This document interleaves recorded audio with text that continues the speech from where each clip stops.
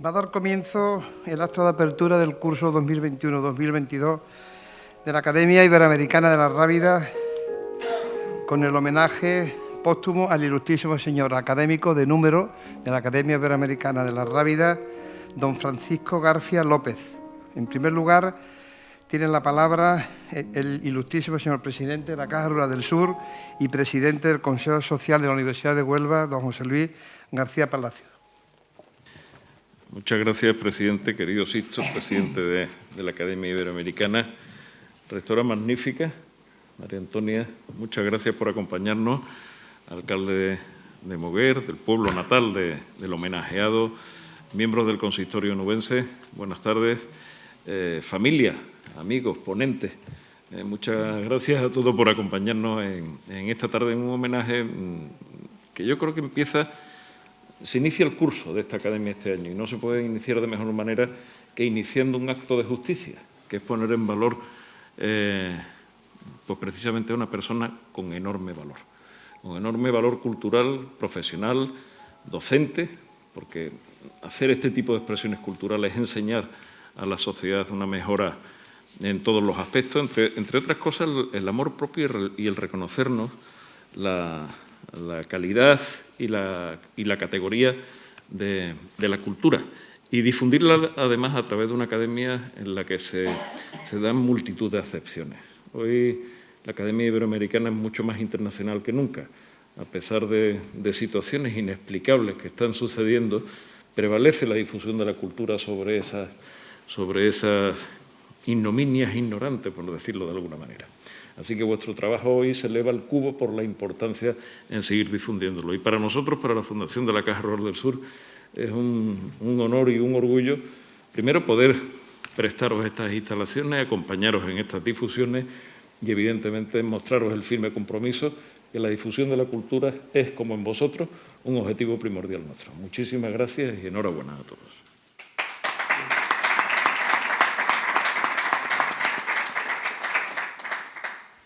Muchas gracias por tus palabras, José Luis. Tiene la palabra a continuación la ilustrísima señora profesora doña Carmen Ciria Santos para presentar al conferenciante ilustrísimo señor don Luis Manuel de la Prada Hernández Olivares.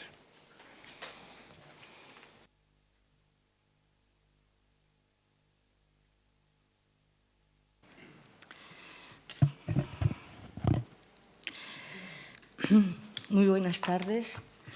Ilustrísimo señor presidente, autoridades todas, familia de don Francisco Garfias, compañeros académicos y académicas, distinguido público, tengo el honor de presentar al ilustrísimo señor, me voy a quitar esto con su permiso, porque no sé si me oyen bien, al ilustrísimo señor don Luis Manuel de la Prada y Hernández Olivares, que es licenciado en Derecho por la Universidad de Sevilla y abogado en ejercicio desde hace más de 25 años. Ha ejercido ante todas las jurisdicciones y grados, incluso ante el Tribunal Supremo, el Constitucional y el Europeo de Estrasburgo. Desde su juventud es un apasionado por el mundo de las letras, dicho así, en general, el mundo de las letras, porque sus ámbitos de interés son muy amplios. La historia del derecho, la historia de España, concretamente la época de los descubrimientos y especialmente la figura de Isabel la Católica y las figuras de los descubridores de América. Acaba de terminar la historia del monasterio Jerónimo de Nuestra Señora de la Luz. Decíamos que sus ámbitos de interés son muy amplios, también la literatura española, especialmente la Edad de Plata, y ahora está preparando la biografía de don Francisco Garfias, con motivo del centenario. También el mundo del arte, singularmente relacionado con las reliquias cristianas en España, pero también otras disciplinas acaparan su atención, la genealogía y la heráldica. Como profesional, además de su trabajo de abogado, que ya hemos comentado, ha sido director de la Fundación del Premio Nobel Juan Ramón Jiménez y de la Casa Museo Zenobia y Juan Ramón. Actualmente es director de la Fundación Macías Monasterio y del Museo Naval de Palos de la Frontera. También es director de la Academia de la Hispanidad, secretario canciller de la Academia Andaluza de la Historia y secretario general de la Asociación Iberoamericana de Heráldica y Genealogía. Ha pronunciado centenares de discursos, conferencias, lecciones magistrales en algunos de los más prestigiosos foros del mundo: la Sorbona de París, las universidades de Maryland, Georgetown y Distrito Columbia de Washington, en la Hispanic Society de Nueva York, la Universidad Lusófona de Lisboa, Portugal, el Instituto Cervantes de Atenas, el Museo Nikos Kazantzakis de Creta, el Palacio de la Cultura de Larache, Marruecos, Centro Cultural de la Villa, Museo de Arte, Centro de Arte Reina Sofía, Asociación de Escritores y Artistas Españoles, y la Residencia de Estudiantes incluso. No podemos citar todos. Es numerario de las Academias Andaluza de la Historia y de la Hispanidad, correspondiente de las Academias de Letras y Artes de Lisboa y de Ex Libris de Portugal, miembro de la Sociedad Iberoamericana de Heráldica y Genealogía. Es caballero comendador de la Orden de São Sebastião Dita da Frecha. Pertenece a las Reales Sociedades Colombina, Onubense y Palósfila Pinzoniana, a la Pontificia y Real Hermandad Sacramental del Sagrario de la Catedral de Sevilla, fundada por doña Teresa Enríquez, a la de Nobles Caballeros de San Fernando, al capítulo de Isabel la Católica, del que es vocal de su Junta de Gobierno, y a otras muchas nobles e históricas instituciones. Es, como ven ustedes, la persona más cualificada para hacer la semblanza del poeta Francisco Garfias. Muchas gracias.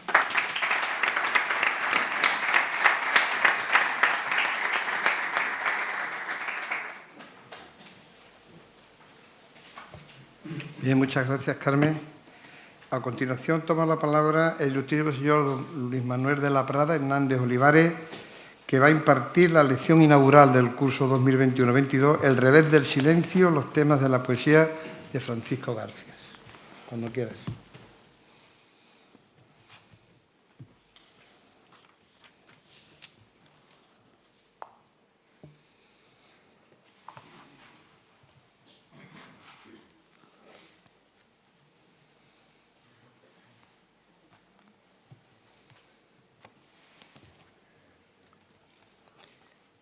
Señor presidente de la Academia Iberoamericana de la Rábida, señora rectora magnífica de la Universidad de Huelva, señor Garrido Palacios, en cuya casa estamos y amablemente la sede para estos actos culturales, señor alcalde de Moguer, señor director de la Fundación Juan Ramón Jiménez, queridos académicos de la Academia Iberoamericana de la Rábida, cuyo curso inauguramos hoy, familiares y amigos de Francisco Garfias, amigos todos. La conferencia se titula El revés del silencio, los temas de la poesía de Francisco Garfias. Comenzamos con una breve semblanza biográfica. Habrá excepciones, quizás. Será distinto, tal vez, en otros pueblos. Pero aquí al lado, en Moguer, los poetas nacemos en diciembre. Felipe Godínez, el gran dramaturgo del siglo de oro, cuyo florido ingenio alabara Cervantes, nació en la Navidad de 1585. Juan Ramón Jiménez recordaba en un poema cuando yo era el niño Dios, porque vio por vez primera la luz con el tiempo dentro, la víspera de la Nochebuena de 1881.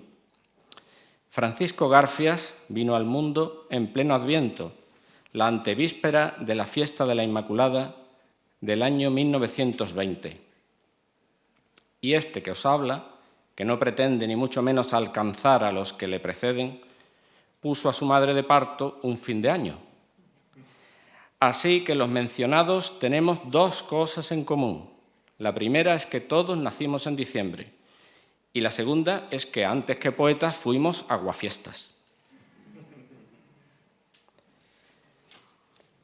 Nace don Francisco en Moguer a las 9 de la noche del 6 de diciembre de 1920, en la misma casa de la calle del Caño o Vicario Viejo, hoy Cristóbal Colón, 18, donde naciera su madre, Pastora María López Borrero, y su abuela, María de los Ángeles Borrero Domínguez, cuyo esposo y abuelo materno de nuestro poeta fue don Francisco López Endrina, del que tomó el seráfico nombre.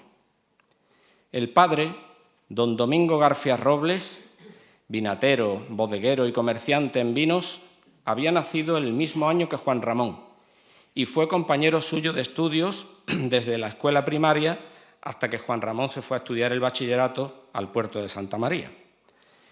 Era hijo de José Garfias Domínguez y de Dolores Robles Pulido. El propio Garfias resume su infancia en estos versos. Nació el niño en diciembre como el niño Jesús.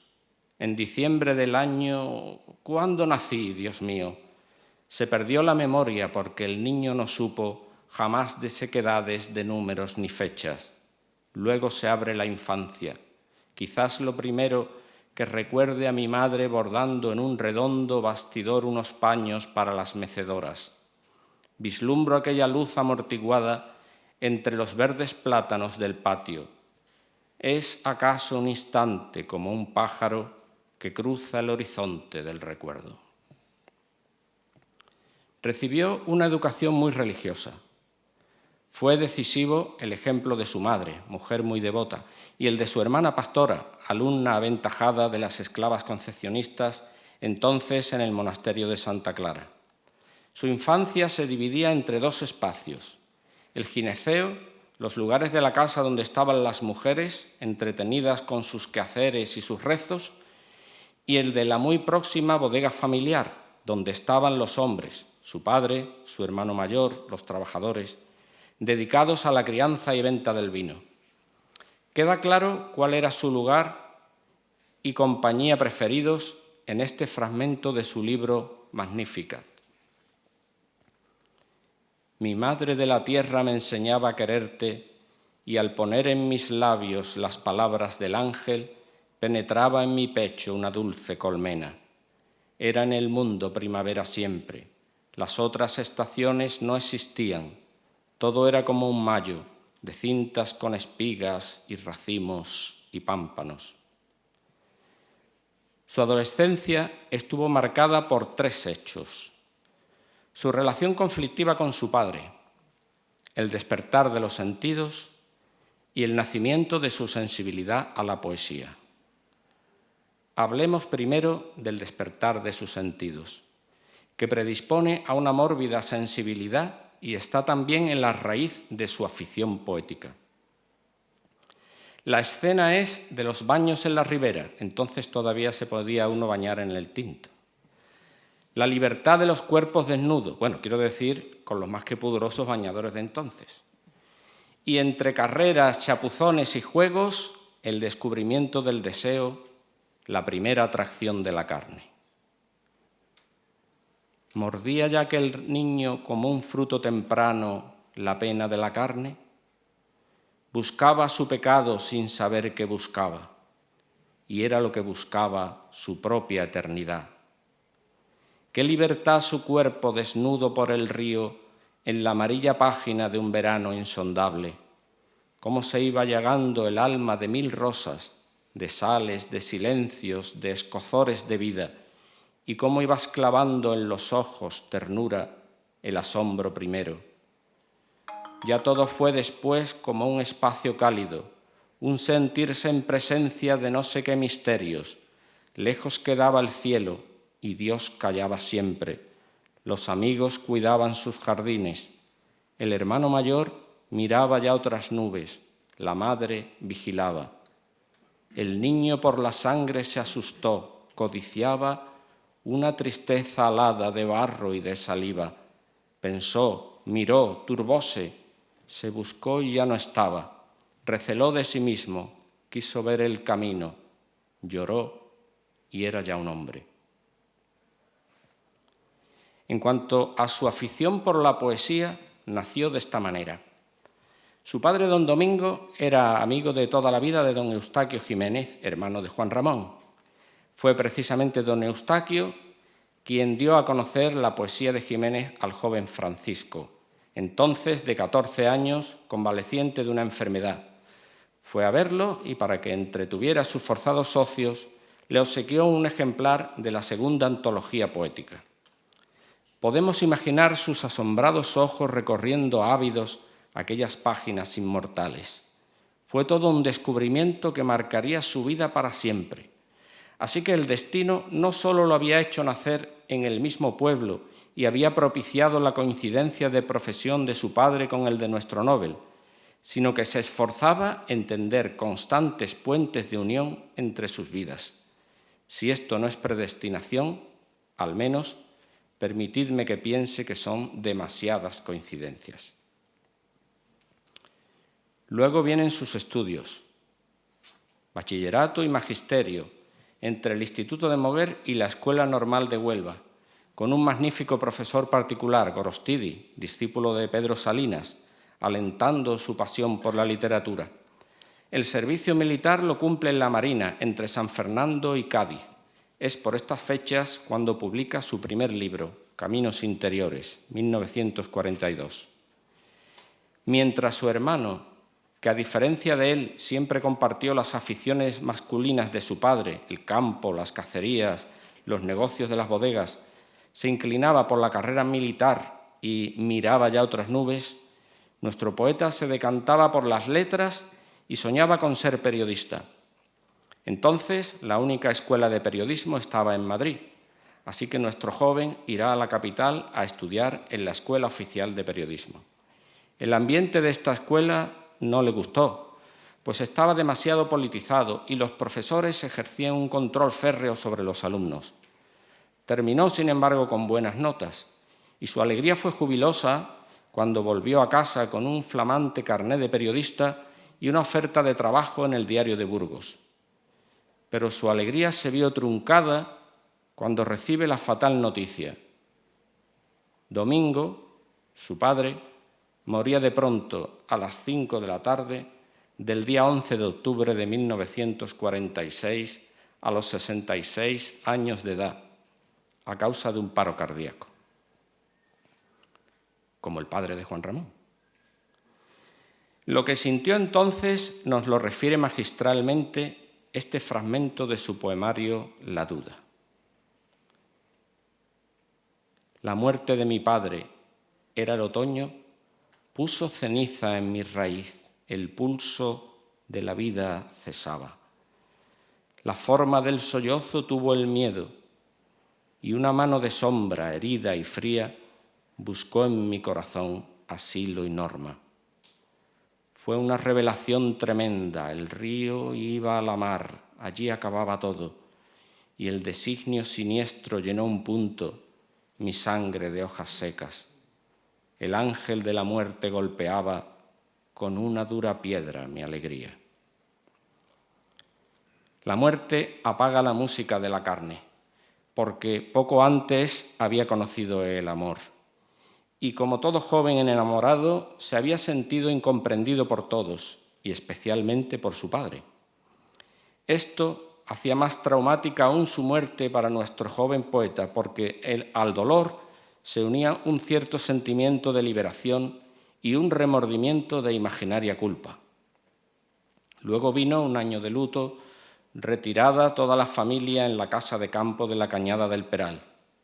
Fue un largo paréntesis en su educación, en su carrera, pero no en su vida ni en su poesía. El forzoso encuentro con la rica naturaleza de nuestros campos dará sus frutos. Un precioso libro suyo se titula Pájaros de la Cañada. Este fragmento de otro libro, La duda, nos describe ese bucólico retiro. Pobreza no, lo dije, ni riquezas. Cierta estrechez y un digno y reposado señorío andaluz, sí, lo confieso. Y es válida la fórmula, tan cierta y honrada, amigos, como la del hambre. Teníamos, el lujo mínimo de una casa de campo, no asustaros. Era una casa humilde entre los pinos, donde hasta Dios olía a jara tierna, aroma de la leña, del jabón, en la pila con cielo, de la hoja del limonero, del romero verde y del naranjo en flor. Tras este periodo apartado del mundanal ruido, la normalidad se va reinstaurando poco a poco.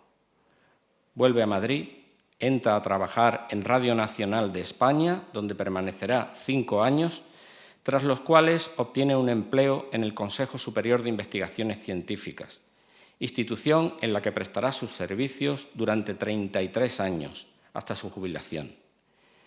Su segundo libro, El horizonte recogido, aparecerá 7 años después del primero. Durante ese lapso no dejó de escribir. La vida le inspiraba un poemario de amor que no se atrevía a dar a conocer, por miedo a la censura feroz de la época.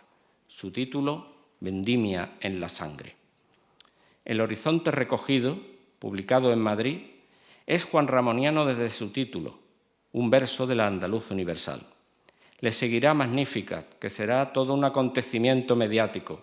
Aparecerán recensiones y críticas elogiosas en más de 20 periódicos, incluso en la prensa extranjera. El Observatore Romano le dedicó una página completa. En su puesta de largo como escritor, es su puesta de largo como escritor. Luego vendrán sus libros más serios.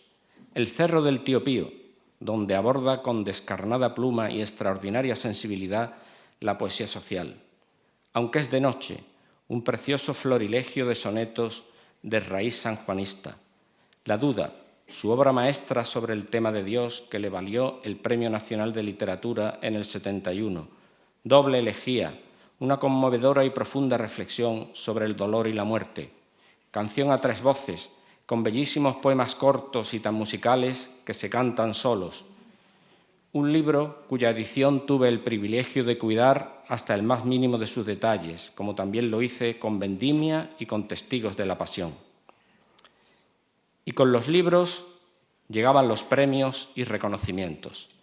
El Premio Acción Cultural del CSIC, el de ensayo Juan Ramón Jiménez del Instituto Nacional de Cultura Hispánica, los laureles poéticos del Ciudad de Córdoba, Santo Domingo de Silos, Alcaraván, Ángaro, Fernán González, Isbilia, pensiones de literatura de la Fundación Juan March, lo hicieron miembros de la Institución Gran Duque de Alba de Ávila, de la Academia Belgo-Española de la Historia, de la Sociedad Mexicana de Geografía, de la Academia Iberoamericana de la Rábida, que hoy nos acoge y organiza este acto en su homenaje, caballero de los Reales Capítulos de la Merced y de Yuste, perejil de plata de la Fundación Juan Ramón Jiménez, hijo adoptivo de Fontiveros, hijo predilecto de Moguer, miembro de honor de la Fundación Zenobia y Juan Ramón, medalla de oro de la ciudad de Huelva, medalla de oro de la Universidad de Huelva, medalla de oro de Moguer, medalla de Andalucía y un largo etcétera, siendo el más importante el Premio Nacional de Literatura obtenido en 1971. La vida es agridulce. Con las mencionadas alegrías se iban entrehilando penas, de esas que nos conmueven hasta los cimientos. En un corto espacio de tiempo fallecen su madre y su hermana, ambas de cáncer. Este encontronazo con el dolor y la muerte será el detonante de su doble elegía. La entrañable amistad de Rafael Rodríguez Cardona vino a mitigar su tristeza, haciendo renacer su gusto por los viajes, por conocer nuevas tierras y nuevas gentes. Rafael lo acompañaba a todo y llevaba a todas partes, pero a él también se lo llevó el cáncer.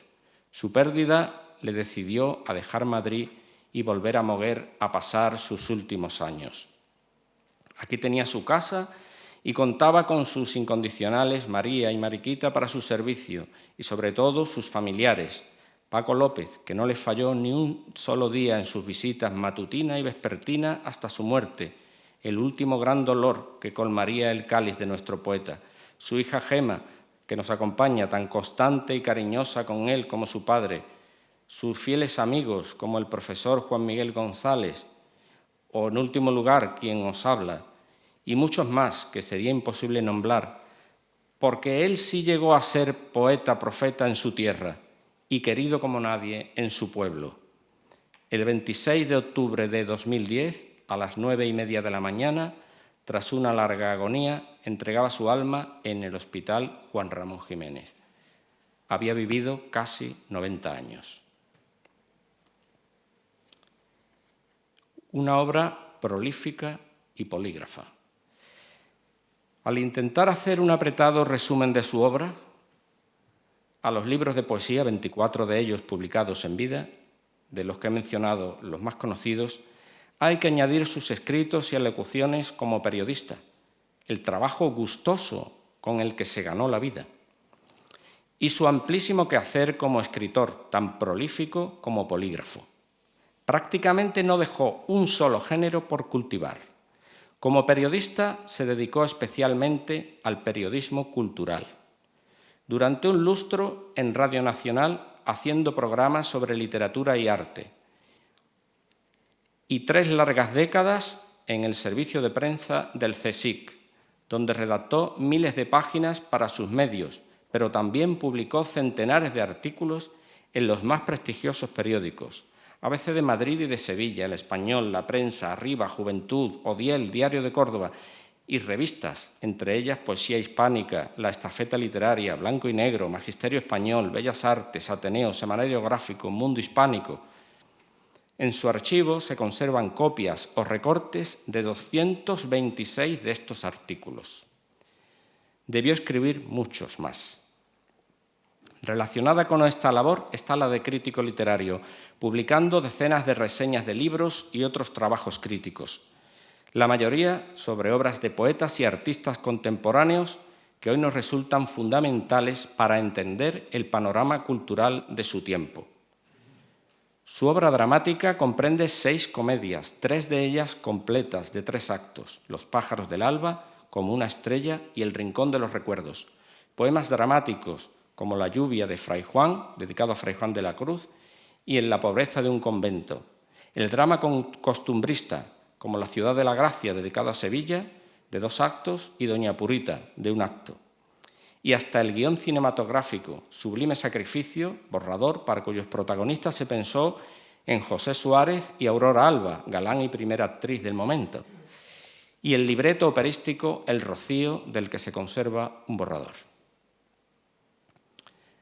De sus ensayos, especialmente centrados en la biografía y creaciones de escritores, artistas y personas admirables, podemos citar Juan Ramón Jiménez, 1957, Vida y obra de Daniel Vázquez Díaz, y Benjamín Palencia, los 2 de 1971, Vida y obra de Francisco Mateo, 1977, Servir es reinar, 1989, Juan Ramón es su reino, 1996, cuya edición también tuve yo el gusto de cuidar. O los que precedieron, como prólogos, a las 33 ediciones de obras de Juan Ramón Jiménez, de quien ha sido uno de sus máximos editores y su principal divulgador durante medio siglo, con más de 1.600 páginas escritas sobre el Nobel andaluz. Del género epistolar conservamos 252 cartas suyas, muchas fruto de la correspondencia que mantuvo con los máximos intelectuales y artistas de su tiempo. Exponentes de su obra narrativa son una novela larga, Las puertas de la ciudad, 1958, y la novela corta Serenata de amor, a la que hay que añadir varios cuentos y narraciones breves. Como orador pronunció innumerables conferencias, discursos y pregones literarios y religiosos en los más prestigiosos foros de España e Hispanoamérica.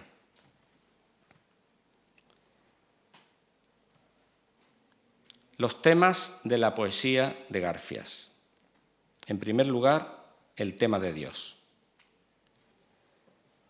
José Luis Ortiz de Lanzagorta, 1933-1998, uno de los pensadores más valiosos que dio Andalucía al mundo en el siglo XX, en la introducción a su fundamental antología titulada El Dios del Mediodía, dijo, cito, Francisco Garfias es, sin duda, el poeta más importante nacido en tierras onubenses después de Juan Ramón. Fin de la cita.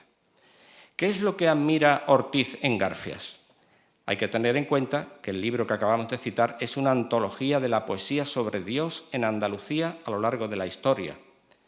Si Garfias impresiona a Lanzagorta es fundamentalmente por cómo afronta uno de los temas máximos de la poesía de todos los tiempos, el tema de Dios. Nos lo confirma con estas palabras refiriéndose también a Garfias. Cito: «Su obra poética, de gran equilibrio entre fondo y forma, abunda en espiritualidad y preocupación religiosa y humana». Fin de la cita. Humanismo y religiosidad, hombre frente a Dios, existencia versus esencia, el camino de la espiritualidad. Con apenas 20 años, escribe Caminos Interiores, cuyo título nos lleva ya al terreno de esa espiritualidad. Nos lo glosa muy bien el gran poeta y también Premio Nacional de Literatura Carlos Murciano, cuando dice: «Es limpia y delicada la poesía de Garfias desde su arranque, marcada por demás con el sello de Dios». Fin de la cita. De este libro es hermoso colofón este soneto. Para que tú, Señor, sanes mi herida, ya tengo las pasiones sosegadas, en alto el corazón y preparadas las corrientes gozosas de mi vida. Para que tú me ennortes la partida, ya tengo en flor las penas inmensadas, clareado el afán y desterradas las sombras que nublaban tu venida. Ya sé que tu palabra y tu ambrosía, y tu mano y tu voz y tu armonía son obsequios de amor que no merezco, mas ve ante mis ojos que ya arde mi afán sobre la llama de la tarde. Llega pronto, Señor, que desfallezco. ¿Es esta una pose momentánea en nuestro autor, motivada por lecturas juveniles, por la presión del medio o por alguna moda? No. Es el comienzo de una singladura en la que se va adentrando cada vez más y más profundamente en este océano, en esta inmensidad problemática. Dios va a convertirse en el gran interlocutor de la mayoría de los versos. A él dirigirá sus preguntas más angustiosas. Él será el contrapunto a su soledad de hombre y de poeta. Así, el poema se convierte en diálogo y el diálogo con Dios se llama oración. Poeta celebrado en los Observatores Romano por sus versos a la Virgen en su poemario Magnificat, antologado entre los escritores de raíz sanjuanista, cuyo himno a San Juan de la Cruz, maestro iluminado, incluido en la liturgia de las horas, se canta en todo el mundo en las vísperas de la festividad del Santo, pero la sensibilidad de nuestro autor no se quedó ahí, ni a su fe le bastaron los inciensos y oropeles. Su inquietud lo empujó hacia la realidad del hombre, y en esa realidad la injusticia social clamaba al cielo desde muchos pueblos de España y especialmente desde los suburbios de las ciudades. Garfias no podía permanecer impasible ante ese clamor de la injusticia. ¿Qué podía hacer? Tenía el título docente, así que se apuntó como maestro voluntario para enseñar en un aula improvisada en uno de los más duros suburbios madrileños, el Cerro del Tío Pío. La primera vez que subió al cerro, un día de noviembre, tras un largo mes de lluvias, aquella muchedumbre viviendo en aquel lodazal le sobrecogió hasta lo más hondo.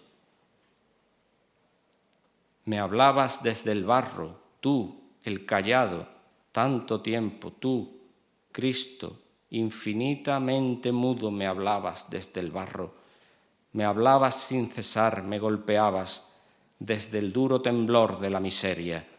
Subíamos al cerro, había llovido todo el mes de noviembre, estaba oscura la noche por el campo, las estrellas hubiesen sido un lujo metafórico para desolación tan desolada. En medio de esta desolación, el hombre viene a ayudar, a prestar su asistencia y su trabajo voluntario, gratuito e imprescindible. Se siente útil, se siente necesario. Así se lo dice al mismísimo Cristo.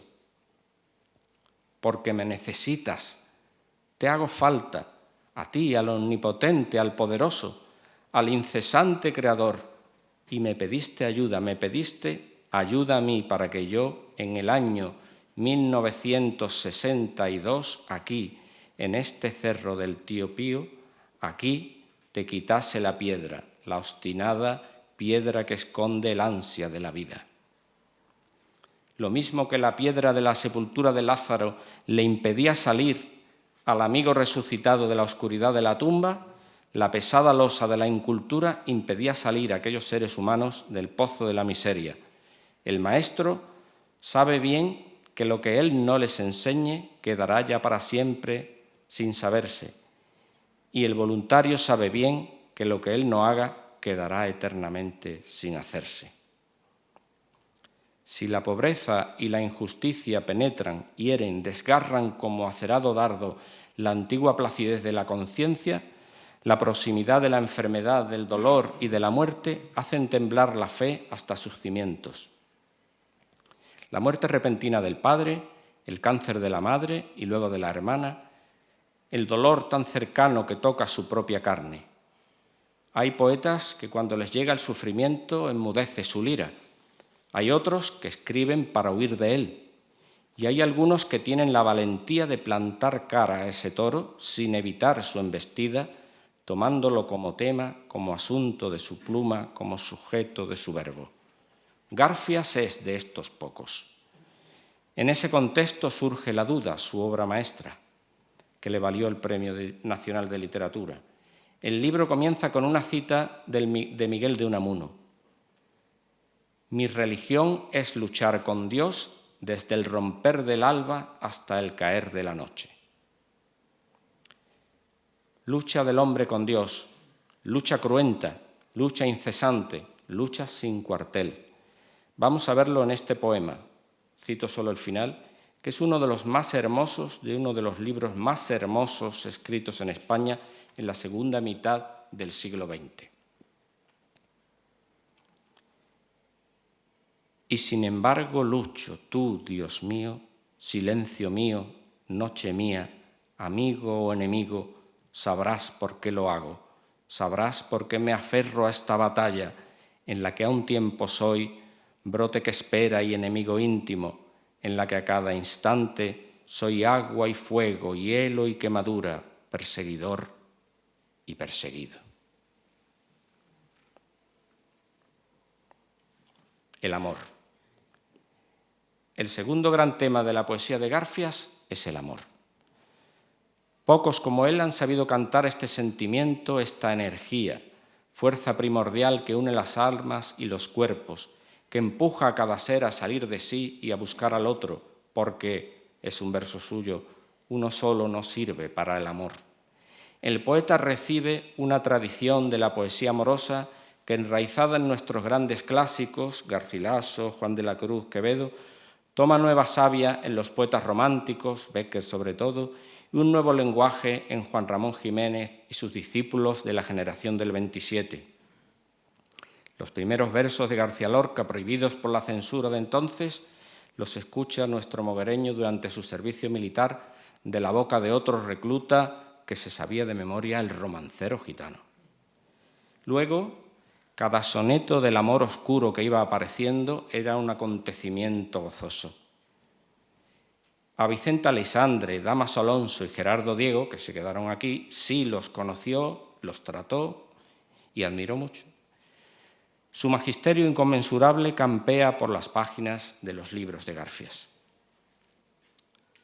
En el primer poemario, Caminos Interiores, el amor no es más que una esperanza, algo vaga, pero sin duda ilusionante, como se aprecia en el poema 13, un soneto que termina con este terceto. Te espero en mis recodos interiores, te haré ofrenda de besos y de flores cuando llegues, amor, a mi camino. Será el segundo libro de nuestro poeta, segundo en escribirse, no en publicarse, el que tenga al amor como protagonista. Durante mucho tiempo no se decidió a dar a la luz estos maravillosos versos. Primero, por miedo a la censura franquista y luego porque le asaltaban dudas sobre el valor de esta obra, sobre si sería comprendida. Arduo trabajo me costó convencerlo para que lo publicara. Y no he disfrutado más en mi vida que transcribiendo sus versos de belleza inmarcesible y preparando su edición para la que conseguí el mecenazgo cultural de la Fundación El Monte. Es una crónica fiel de cómo el amor llega a su vida y pasa por ella, revolucionándolo todo y dejando un pozo agridulce. Del llegar da testimonio este fragmento. Que venga Dios hasta mi sangre toda, para que vea cómo ha florecido. No sé nada de ti ni de estos pétalos de rosas que me trepan por el pecho. Solo sé que has cruzado por mi puerta al caer de la tarde y que he sentido el rumor de tus pasos como un riego en el barbecho de mi soledad. Los primeros sueños, la primera cita con su primer plantón, el segundo de espera que se hace eterno, la nostalgia de la tarde al recordar la mañana. ¿Qué le dice al recuerdo la alta tarde en mi frente? Las primeras ausencias, pues su vida se reparte entre Madrid y Moguer.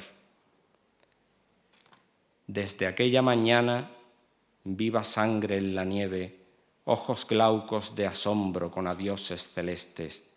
Desde aquella mañana no volví, amor, a verte. Y a la ausencia sucede el reencuentro, tras un tiempo de espera. Un tiempo en que todo se ha transformado dolorosamente en un tú. Ya lo decía Juan Ramón, cuando la mujer no está, todo es loco la mujer. Cada parte, cada órgano, cada brizna de nuestro ser espera su complemento y lo anhela. Es lo que dice este magistral soneto. Te esperaba esta luz y esta ribera, la mogueriza verde casta y pura.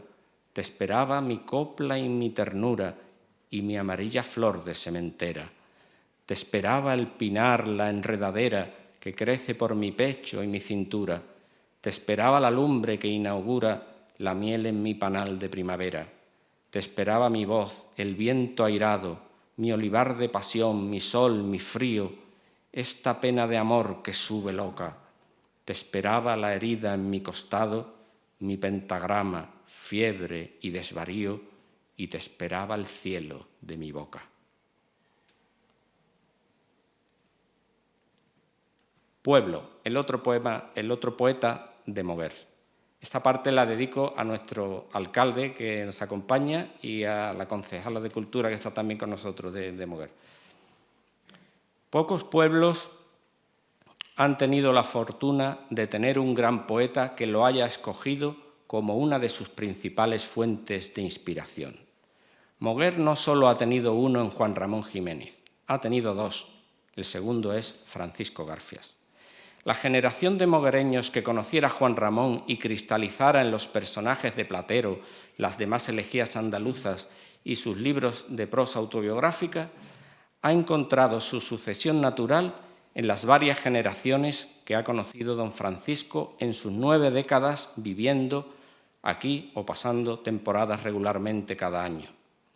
De este modo, Moguer tiene la singularidad de ser objeto de la mejor poesía durante más de un siglo continuadamente, algo de lo que muy pocos pueblos pueden ufanarse.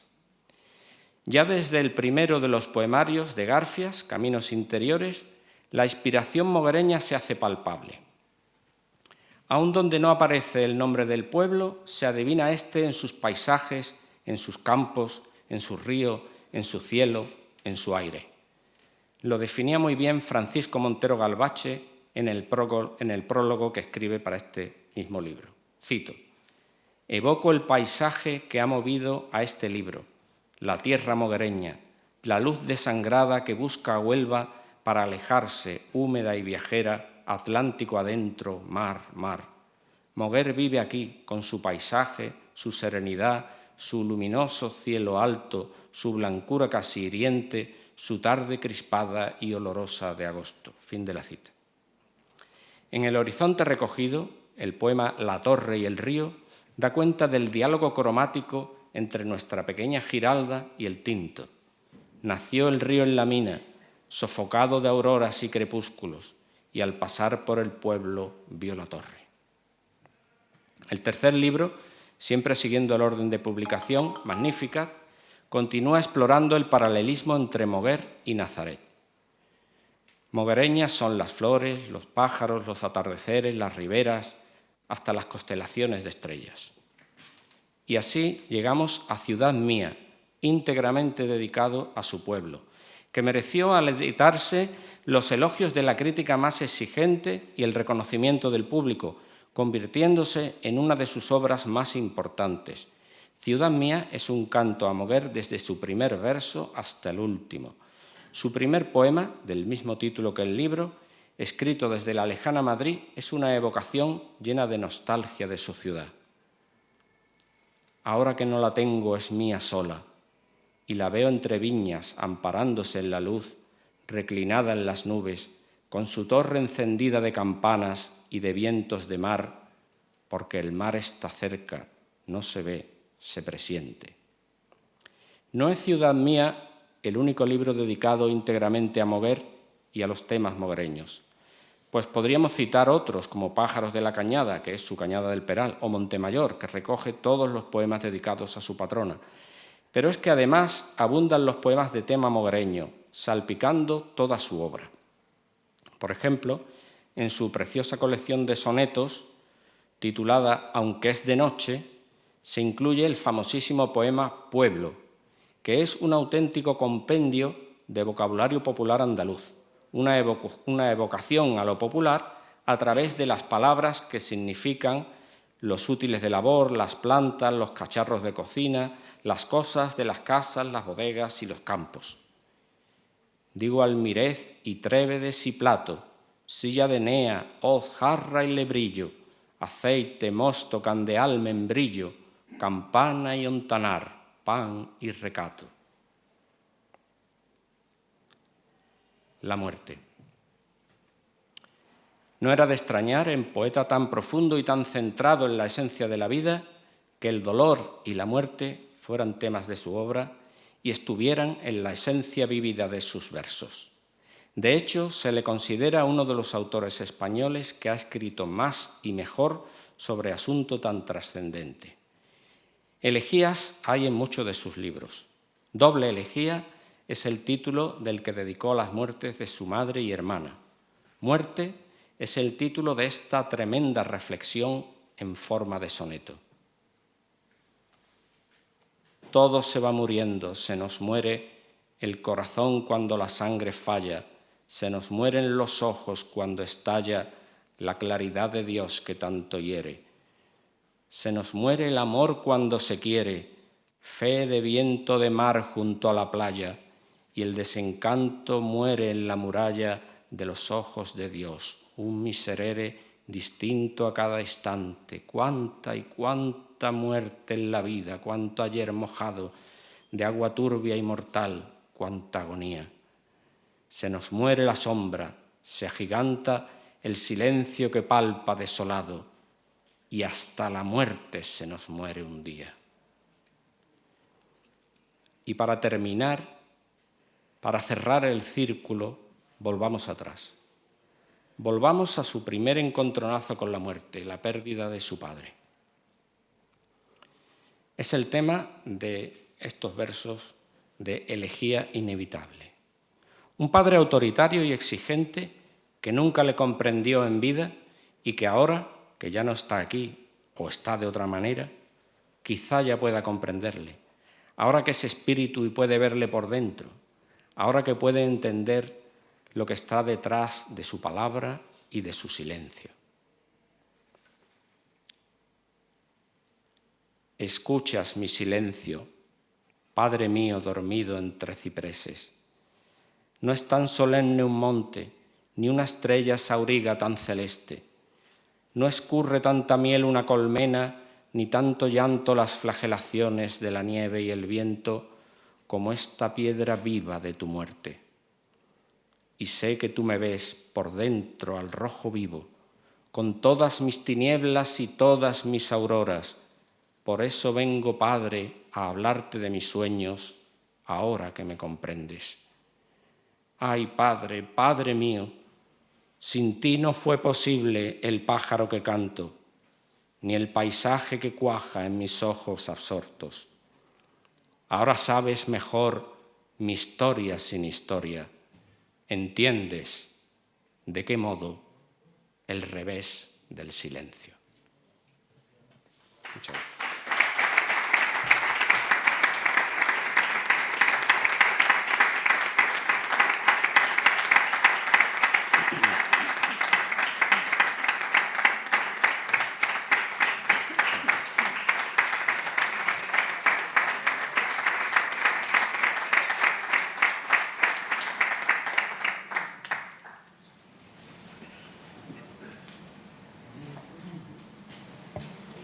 Muchísimas gracias, Luis. Brillante elección, de la cual yo ya no sé lo que voy a decir después, pero bueno, algo diré. Bien, siguiendo en el orden del acto, se va a proceder a la lectura de poemas por parte de los poetas onubenses don Ramón Llanes, don José Baena, don Antonio Ramírez y doña Carmen Ciria. Don Ramón.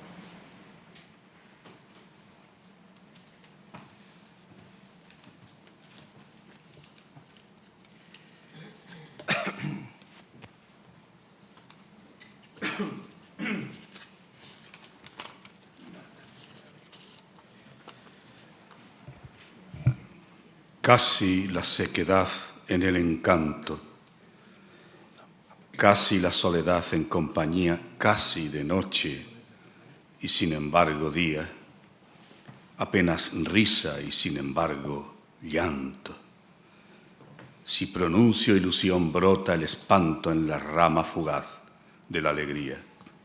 De este vivir en ascuas yo diría apenas nada y sin embargo tanto. Aunque es de noche busco aquella fuente que emana, corre y moja la maleza, hasta la urgente lumbre de mi arcilla. Señaladme, por Dios, esa corriente del agua que no acaba y que no empieza, y dejadme olvidado por la orilla. Otro soneto. Señor, ¿dónde está ahora? Solo sé que se ha ido, que se marchó deprisa dejándome en la niebla. El dolor me retiene subterráneo e inútil, y hasta el verso me nace duro y ensangrentado. Señor, ¿por qué lo hiciste? Estaba todo tan claro, pero tú te empeñaste en echarle ceniza. Un aroma salvaje derramó el jazminero y una tormenta aciaga se me instaló en la frente. Señor, ¿por qué lo hiciste? Al agua de mis ojos navegan las caídas coronas de su muerte. De pétalos furiosos se me llenó la sangre. Donde puse banderas, sonetos y celindas, un invierno ha llegado. Era todo diáfano, pero tú te empeñaste en cortar los racimos.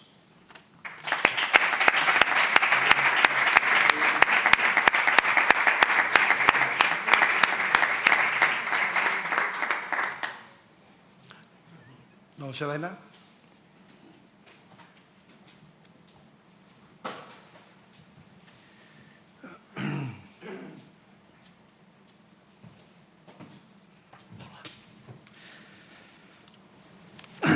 Buenas tardes.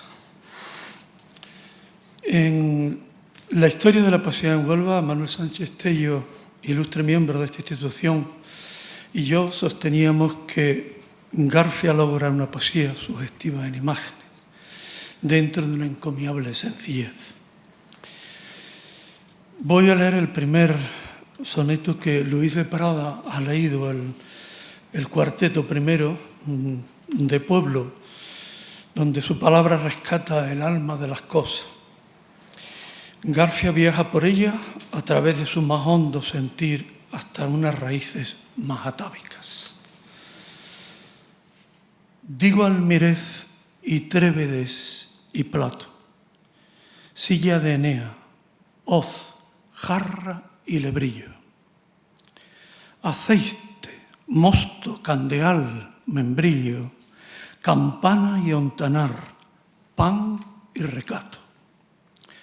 Por decir, digo aceña, abril, regato, almáciga, aguamiel y culantrillo, dornajo, barboquejo, sol, rastrillo, zagalejo, jamugo, senda y hato.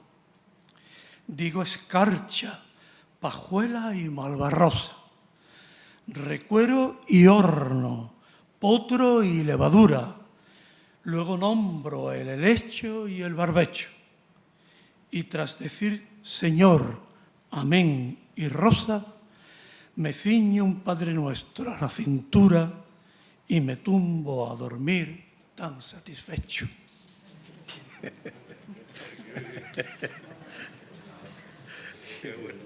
En biografía, Garfias, el poeta del alma siempre niña que diría Jesús Arcencio, se retrata a sí mismo sin aditamento y sin adornos. Se describe como es él, en realidad, traspasado de la luz del sur de su Moguer amado. Biografía. Tuvo los ojos claros, pero el nombre no se recuerda. ¿Acaso se llamaba Melancolía? Lo que sí se sabe, que era poeta y que vivió en el sur, cerca del mar. No se conoce el sitio. También se afirma que en el centro exacto del corazón, en el panal sangriento, se le notaba a veces como un pájaro con ceniza en las alas. No se sabe más. Era poeta. Ya se lo dije.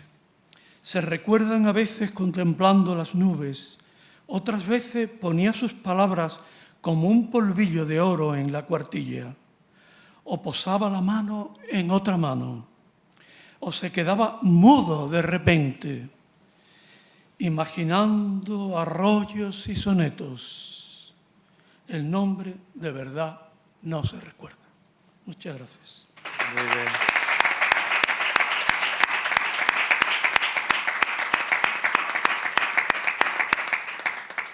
Antonio Ramírez.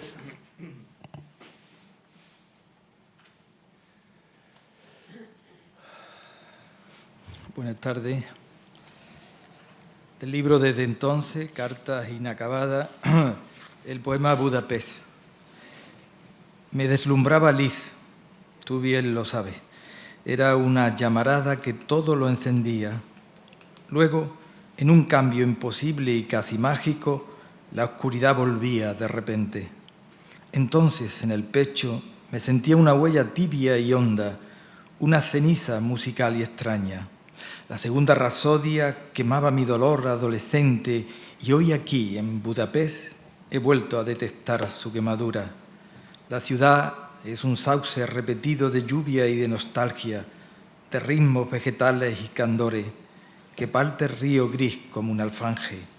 Pero en la tarde, en piedra, en lágrima esculpida, en alfanje por vientos y mercado, por bizantinas cúpulas de oro, por mezquitas de hielo y miedo antiguo, ojos sobre la vida, ojos sobre la muerte en Estambul. Y otro poema de Canción a tres voces. Canción del si yo pudiera decirlo, ay, si yo pudiera. Yo lo diría. Lo llevo aquí en mis ojos insaciables. Es un pozo, una colmena, un cirio, un dilatado abismo, una dorada furia, una ardiente blancura, una estrella, una isla, una remotísima luz. Si yo pudiera. Lo llevo aquí en mi sangre, inmanente. Es un ave, un helor, un destello, un implacable cielo, una indecible almáciga, un vivero de escarcha, un silencio que ruge, un zaratán de lumbre. si yo pudiera decirlo, ay, si yo pudiera, yo lo diría.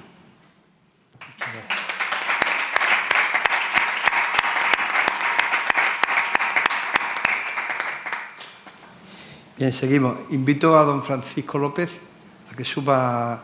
Vamos a hacer la entrega de la metopa como recuerdo del homenaje póstumo de esta brillantísima tarde.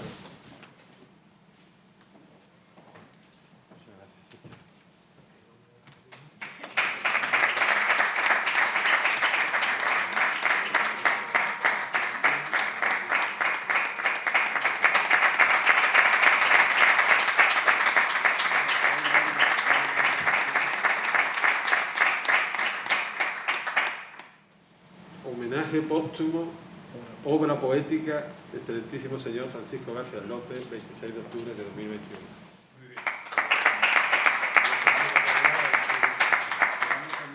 El diploma para que lo puedas hacer en pequeño o en grande, como quieras. Se nota que es científico. Te invito si quieres a decir Bueno, yo brevemente.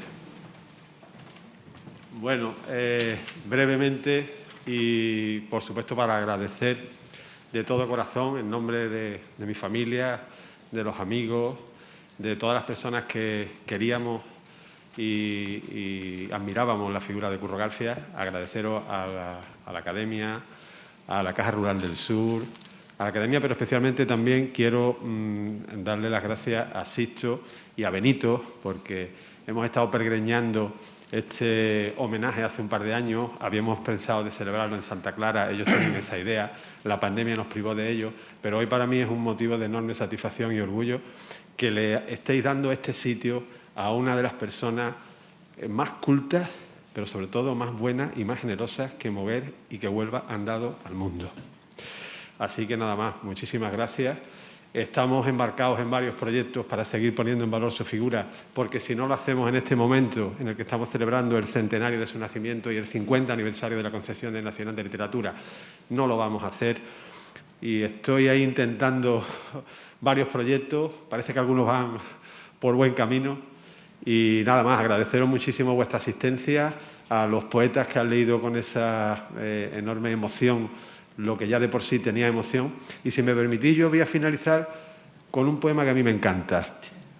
Es de los más sencillos de un libro que antes ha nombrado Luis, Pájaros de la Cañada. Es un libro que está para los niños, pero tiene una descripción de una libélula, que es algo tan sencillo como un insecto, y sin embargo, en la pluma de García llega a sonar así. Estaba aquí y ya no está. Era un pistilo, una urdimbre, una aguja de cristal, una viruta de oro, una estría, un llamear, una escurrimbre de miel, un sutil brillo, un hilván, pero ya no está.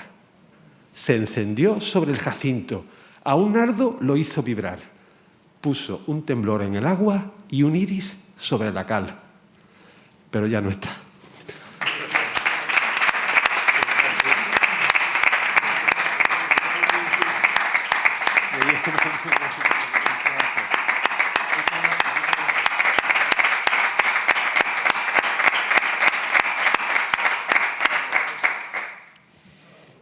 Bien, continuamos. Invito a la atención al señor alcalde del excelentísimo Ayuntamiento de Moguer, don Gustavo Cuellar, por si quiere decir algunas palabritas, que yo creo que es obligado casi.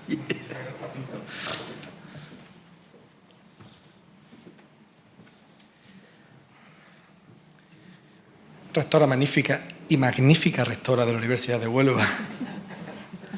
Sixto, presidente de la Academia, estimado José Luis García Palacio. Familiares, Luis, estimado Luis, Manuel Gómez, concejal del Ayuntamiento de Huelva, compañera y también concejala del Ayuntamiento de Moguer. Escritores, poetas y creadores artísticos, literarios y sobre todo conservadores de la cultura. Sería muy atrevido que yo hablara de Francisco García, de Curro, después de escuchar a Luis, después de escuchar a su sobrino, después de escuchar a la gente que pueda hablar, yo creo que con muchas más autoritas que un servidor. Pero sí me gustaría detenerme en algo bastante sencillo y que hoy, en los tiempos que corren, cuesta cada vez más trabajo analizar. Si leemos algo del filósofo muy de moda ahora, ¿no? Kul Han, creo que, no sé si es coreano, afincado actualmente en Alemania, o del tan afamado Harari, empieza a hablar algo que empieza de verdad a ser necesario y que está muy en la poesía.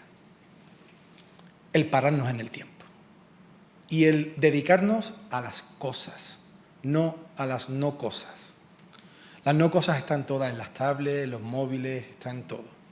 Bueno, pues este triple salto mortal que intento hacer es porque después de escuchar a Luis, de escuchar a Paco, no en estos momentos, en estos días, después de escuchar la poesía, te das cuenta que las cosas tienen sentido a través de la palabra y del verbo.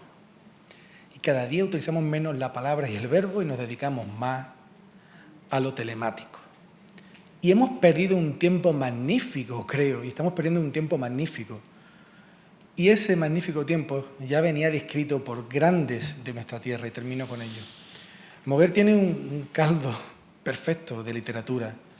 Ha nombrado en este caso a Felipe Godínez, ha nombrado a Juan Ramón Jiménez, Sandro Valerio y don Curro García.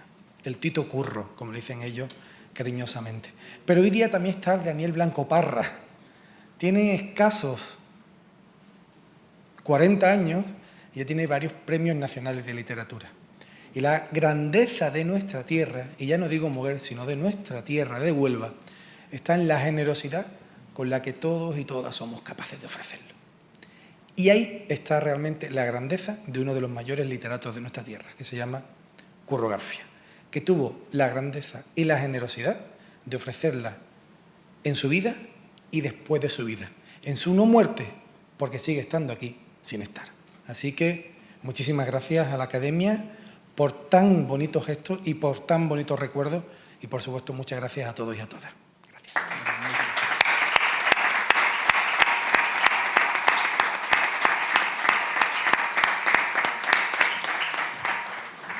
Invito también a nuestro teniente alcalde para que dirija algunas palabras, porque el motivo hay para ello. O sea, no solamente por eso, sino por algo se le concedió la medalla de oro de la ciudad a don Francisco García. Cuando quiera, Manolo.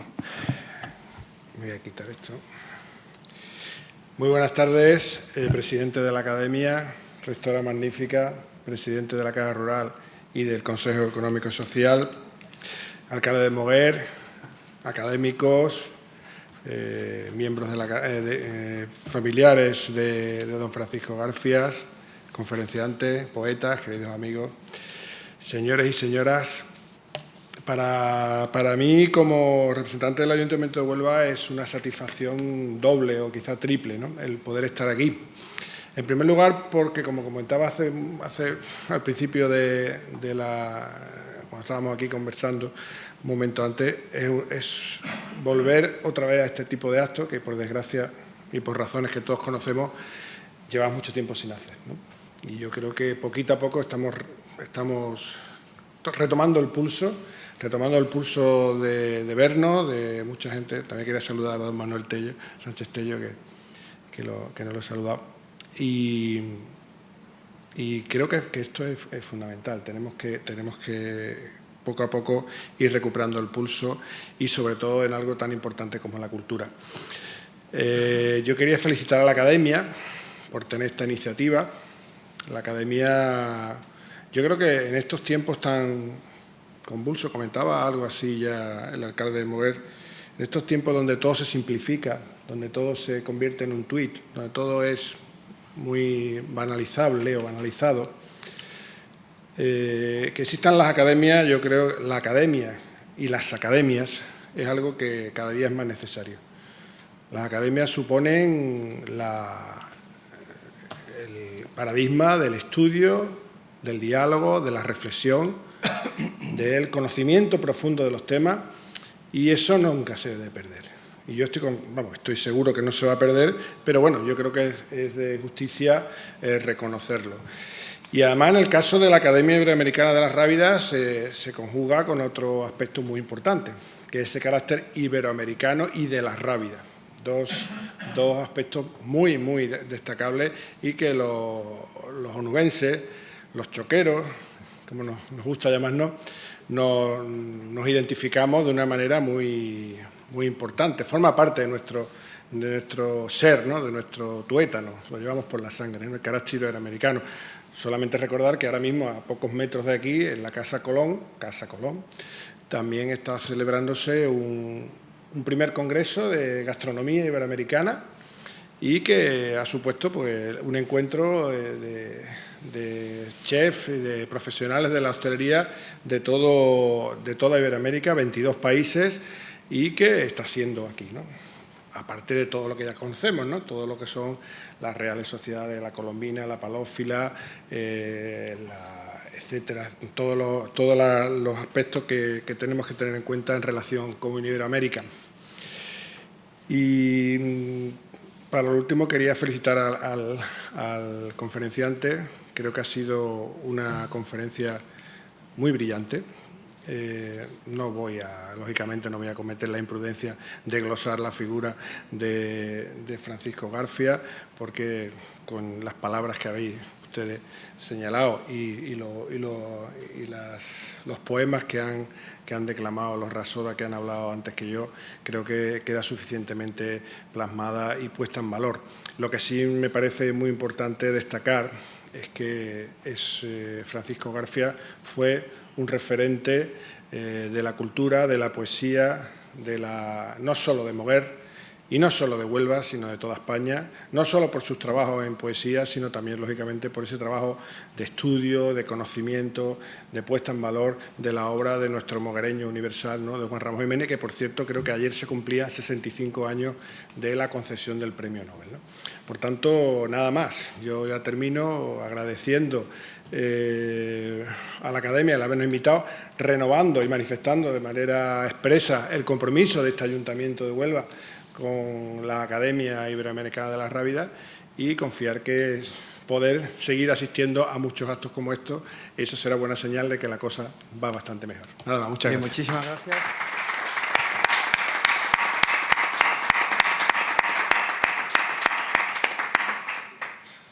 Bien, muchas gracias, Manolo. Tiene la palabra la excelentísima señora rectora magnífica de la Universidad de Huelva, la profesora doctora doña María Antonia Peña Guerrero.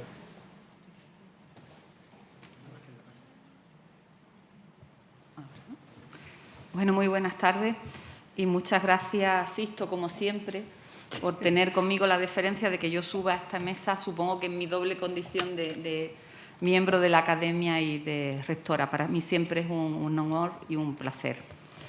Quiero que mis primeras palabras sean también de agradecimiento a las personas que han intervenido en el acto, particularmente a Luis Manuel. Me ha encantado la conferencia porque ha sabido mezclar muy bien lo que era el currículum tan extenso y tan intenso de Francisco García con esa semblanza personal, de cómo era él emocionalmente y de cómo veía el mundo. Creo que además lo has condensado muy bien y lo has ilustrado con sus propias palabras, que es la mejor forma de llegar a Francisco García. Y también quiero agradecer su participación a los poetas. Leemos tan poca poesía a veces, ¿no? Y oímos tan poca poesía que cuando en un acto de esto una tiene la ocasión de oír tan buenos poemas y tan bien recitados, pues es todo un lujo. Yo creo que hoy es un día muy feliz para la Academia, ¿no, presidente? Porque estamos recuperando nuestra actividad, estamos recuperando además la presencialidad. Es verdad que seguimos embozados, pero estamos cada vez más juntitos.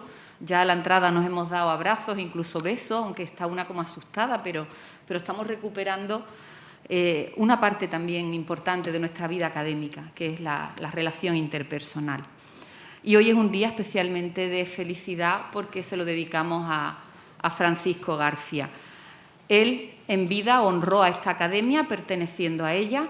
Lo hizo como poeta, pero a mí me gustaría subrayar también que lo hizo sobre todo como un hombre de la cultura y un gran investigador, porque también fue un gran investigador, por ejemplo, de la figura de Juan Ramón Jiménez y de otros hombres de letra. Y hoy día creo que es un acto muy bonito el que la Academia se honre a sí misma recordando la figura de García y homenajeándolo. Creo que una de las mejores cosas que puede hacer el ser humano es ser agradecido y saber reconocer dónde está el mérito y dónde está la excelencia.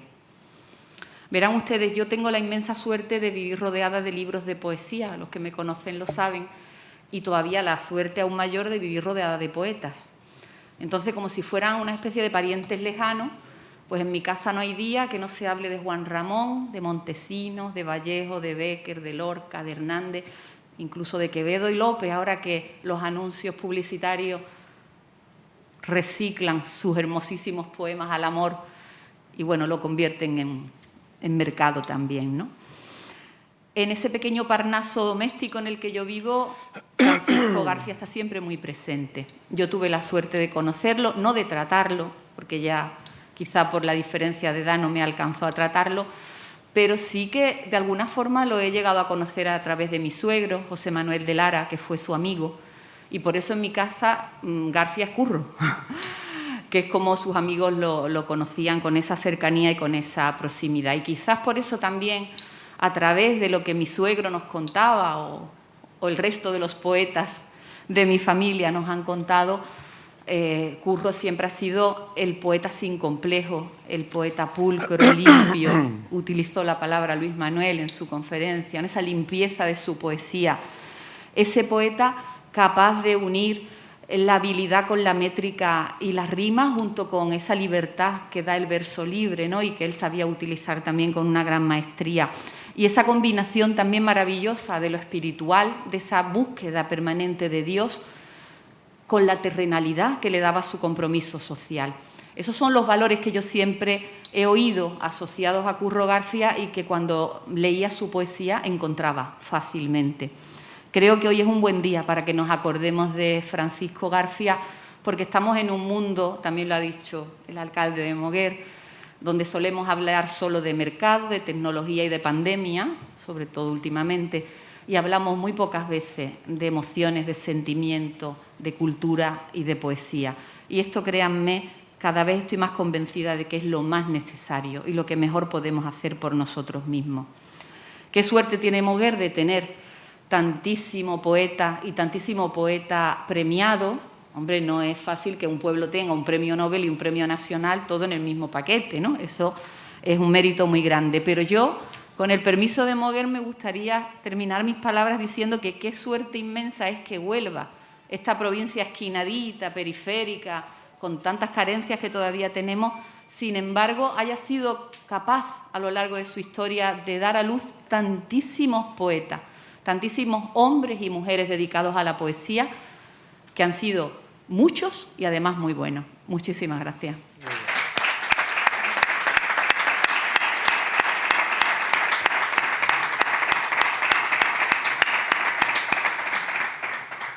Bien, muchísimas gracias, María Antonia, como siempre, brillante.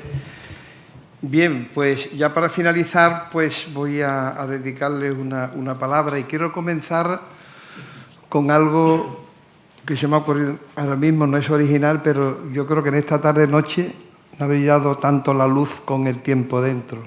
Creo que se podría resumir la reunión de hoy de esta manera. Excelentísima señora rectora magnífica de la Universidad de Huelva, ilustrísimo señor presidente del Consejo Social de la Universidad de Huelva, presidente de la Caja Rural del Sur, Paco y Gema. Bueno, tengo que decir que Gema fue alumna mía hace ya unos añitos. Al principio. Señor alcalde de la ciudad de Moguer, señor teniente alcalde de la ciudad de Huelva, ilustrísimas señoras y señores académicos de las Academias Iberoamericanas de la Rábida, Academia Andaluza de la Historia, Sociedad Palófila Pinzoniana, señoras vicerrectoras de la Universidad de Huelva, los concejales del Ayuntamiento que han estado en la primera parte, señor director de la Fundación Caja Rural del Sur, señor director de la Casa de Juan Ramón Jiménez y la concejala de Cultura del Ayuntamiento de Moguer.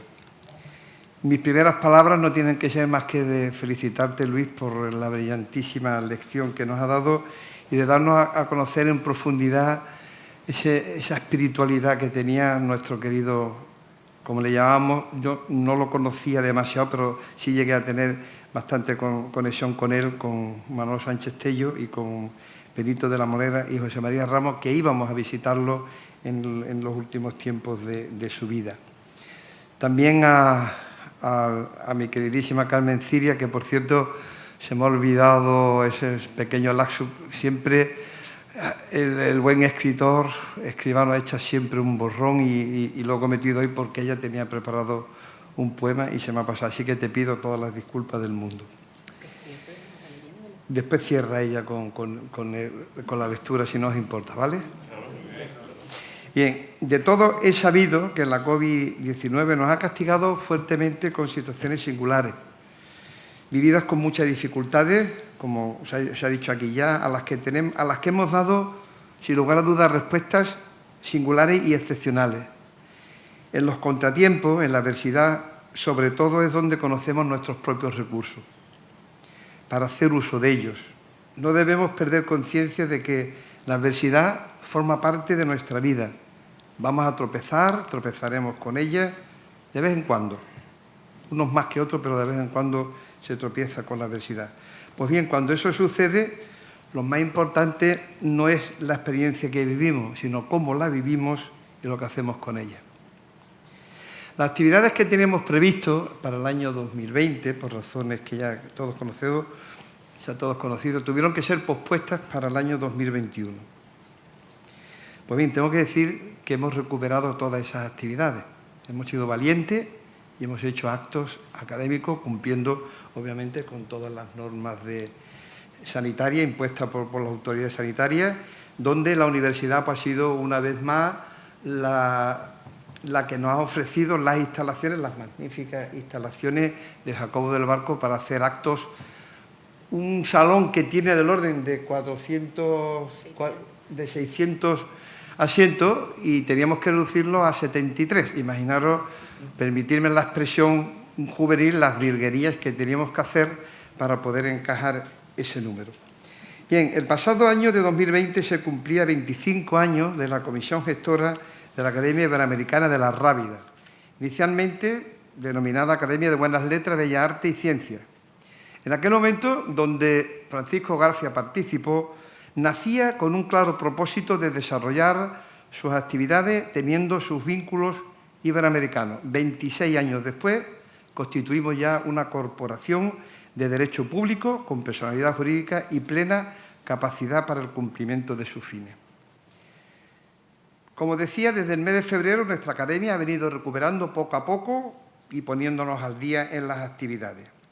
Pues bien, nuestro propósito inicial este año, y aprobado en Junta General, era nuestra obligación y era un deber de celebrar la inauguración del curso 2021-2022 con un homenaje a don Francisco García López. Bien, pues saben ustedes, y si algunos no saben, se lo digo aquí, ya se ha recordado por parte de Luis, que 2020 fue un año en el que confluían varias efemérides en torno a la figura de Francisco García, del poeta, del gran poeta. El 6 de diciembre de 2020, centenario de su nacimiento, día 26 de octubre, como hoy de 2020, 10º aniversario de su fallecimiento. No pudo ser, era una deuda que teníamos, como acabo de decir, con uno de nuestros académicos más emblemáticos y brillantes. Pero aquí estamos reconociendo el 11º año de su desaparición, tal día como hoy en 2010. Además, debo de hacer mención al 50º aniversario de la concesión del Premio Nacional de Literatura en 1971 con su obra La Duda, que como ya se ha recordado aquí, fue por la que le llegó la fama y la consagración a nivel internacional. Nuestra academia, con este acto también, deseamos adelantarnos al 101º aniversario de su nacimiento, que será, si Dios quiere, el día 6 de diciembre, que participaremos con algún acto. Pues bien, me vaya a perdonar, casi siempre lo hago, mi deformación profesional, porque yo sé que a nuestro homenajeado no le disgustaría este comentario que voy a hacer. No está nada mal. Celebrar una efeméride con dos números primos, el 11 y el 101, no está nada mal. Pues bien, el 11, asociado a conceptos como la conexión, la percepción consciente que tenemos con la parte más íntima de nosotros mismos, pero también el 101 es romance, es exploración y es potencial infinito. Una palabra muy presente en Curro García, pues para lograr los objetivos comunes y sensibilidad como concepto más genérico, ambos tan presentes, como digo, en la obra de García. Ya lo ha dicho nuestra rectora y lo tengo que decir también. Es un lujo haber nacido en nuestra tierra, la provincia de Huelva, sin temor a la exageración, abierto al Atlántico en lo más hondo de su cultura, tierra que proyectó las figuras y los paisajes de la vieja Europa hasta los más alejados rincones americanos, la que supo ir más allá. Necesita no solo encontrarse consigo misma, sino conocer su historia y el mosaico sobre el que se asiente, mirarse en ese espejo tan amplio que se llama cultura. Lo digo, lo he dicho muchas veces, la cultura tiene que ser el centro del debate social de nuestra vida, porque con ello nos afanaríamos mejor en la búsqueda de lo que se puede llamar nuestro común futuro. En este mundo y en esta nueva sociedad hemos de situar nuestras señas de identidad, singulares al mismo tiempo que plurales, gracias a la idea del humanismo, del cual estoy convencido plenamente, se determina una concepción completamente nueva del hombre y del mundo, junto a una percepción filosófica y ética, donde se aprecia el valor del ser humano, tanto individual como colectivamente. Este movimiento engloba una serie de representantes a lo largo de las diferentes épocas que abordan una gran cantidad de conocimientos, desde ingenieros, filósofos o poetas, hasta políticos teólogos. Por ejemplo, Gianfrancesco Pollo Bracciolini, Gutenberg, Erasmo de Rotterdam, Tomás Moro, Fernando de Rojas, Nicolás Copérnico, Martín Lutero, Garcilaso de la Vega, Miguel de Cervantes, Francis Bacon, Félix López de Vega y Carpio, Galileo Galilei, Benito Arias, José Isidoro Morales, nacido en la calle Rico, en Huelva, Alonso Barba, Lepero, Jacobo del Barco y un largo etcétera que haría la lista interminable. Pues bien, de esta relación citada he mencionado solo algunos personajes nacidos en Huelva, que desde el mítico reino tartésico de Argantonio hasta el Imperio Romano, la colonización visigoda o el asentamiento de culturas como la árabe, dieron esplendor a nuestra tierra sureña, convirtiendo la provincia de Huelva en un verdadero crisol en el que se funde lo que ha sido y es la realidad de nuestra Andalucía. Desde la Huelva minera, viajando desde el corazón de la tierra a la mar celeste y salada, la Huelva histórica, Saltés, Niebla, Turóbriga, siempre en Huelva, tierra donde la cultura popular se plasma en la música del cante popular y el fandango, la pintura, la literatura, con una lista infinita de destacados personajes, como ha dicho nuestra rectora, prácticamente imposible de enumerar. Pues convencidísimo estoy que así debemos entender al poeta Francisco García López, al académico, a la persona. En este homenaje póstumo, como presidente de la Academia Iberoamericana de la Rábida, me gustaría que me permitierais algunas palabras añadir, porque allá donde se encuentre nuestro querido Francisco García, con seguridad en el cielo de los hombres buenos, lo siguiente.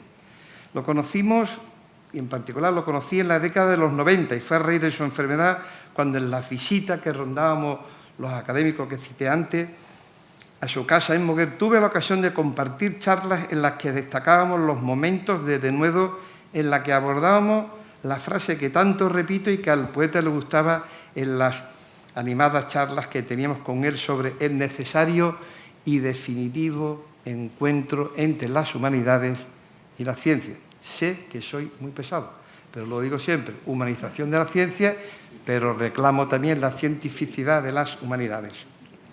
Poco puedo añadir sobre Curro García, evidentemente, con la brillante disertación de Luis de la Prada. No voy a hablar de su obra, ya que no es a mí quien corresponde la labor de destacar su impresionante aportación al mundo de la literatura y poesía.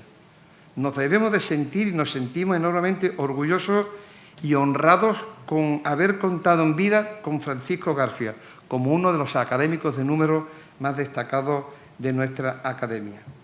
Si su obra es impresionante, me gustaría destacar como ya se ha dicho aquí, la profunda preocupación por las claves de la existencia. De todo es conocido cómo en sus poemas desempeñan un papel imprescindible en la religión. La frase que tenéis ahí en la pantalla lo muestra claramente. Su preocupación por la cultura, por lo cercano, por lo sencillo, por su gente, por el amor, por la felicidad, nos traslada a través de su obra al planteamiento de algunas preguntas, con o sin respuesta a alguna de ellas, reflejada en su vasta obra, lo que le permitió conseguir numerosos reconocimientos y premios. Personalmente, después de conocerle, me he interesado por su obra.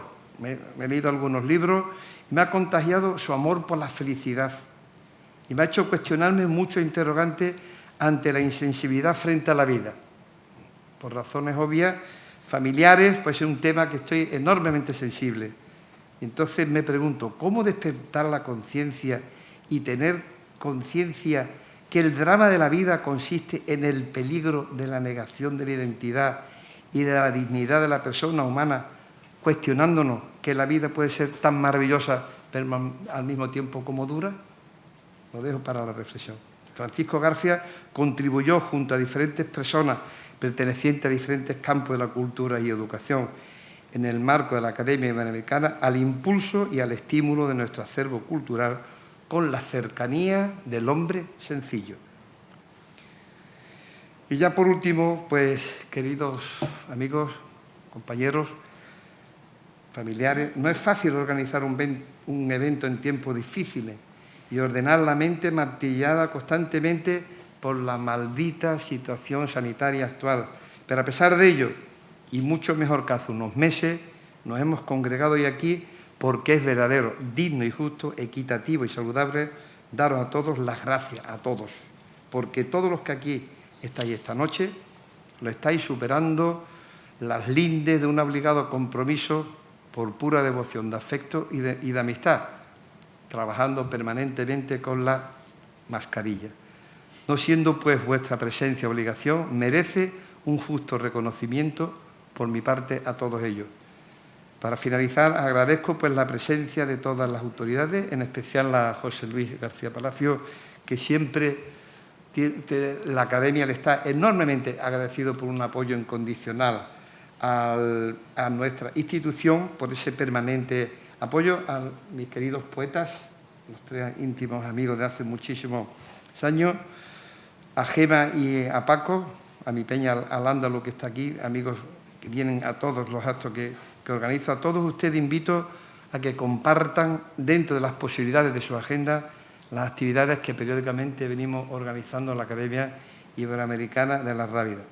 Pues bien, como siempre termino, antes de darle la palabra a mi queridísima Carmen, salud y ciencia. Carmen, cuando quieras.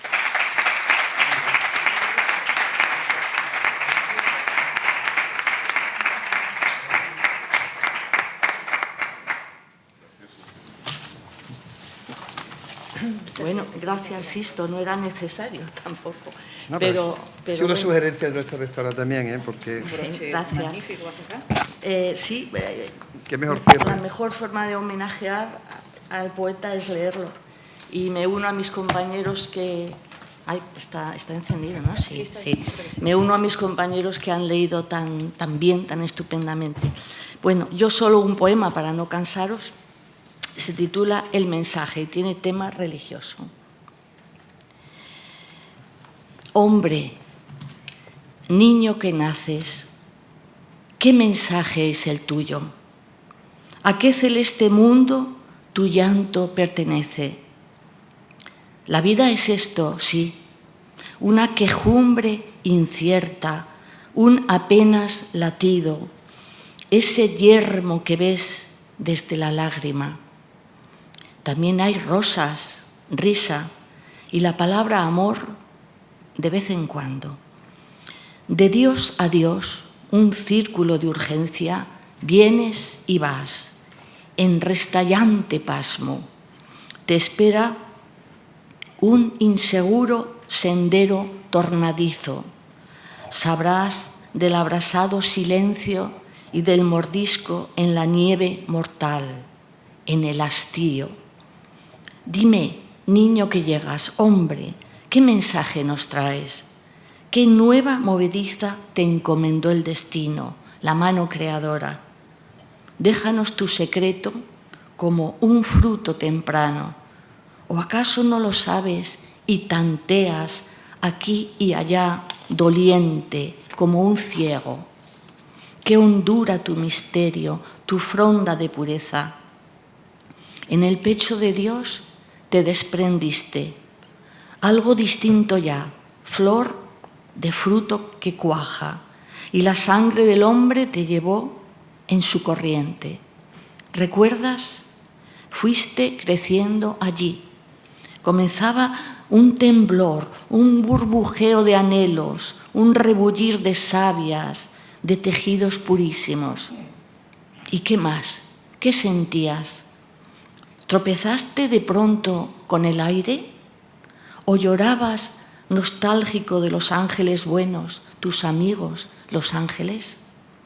A cada instante brotas, hombre, de la divina nada, bajo una estrella, un signo, una esperanza aguda. Entregas tu mensaje y te vas luego. Este escurrirse así, girándonos los ojos, se llama muerte, hombre. Se llama muerte y es crecer, pujar, divinizarse, cuando ya sobre el surco se ha puesto la simiente. Muchas gracias.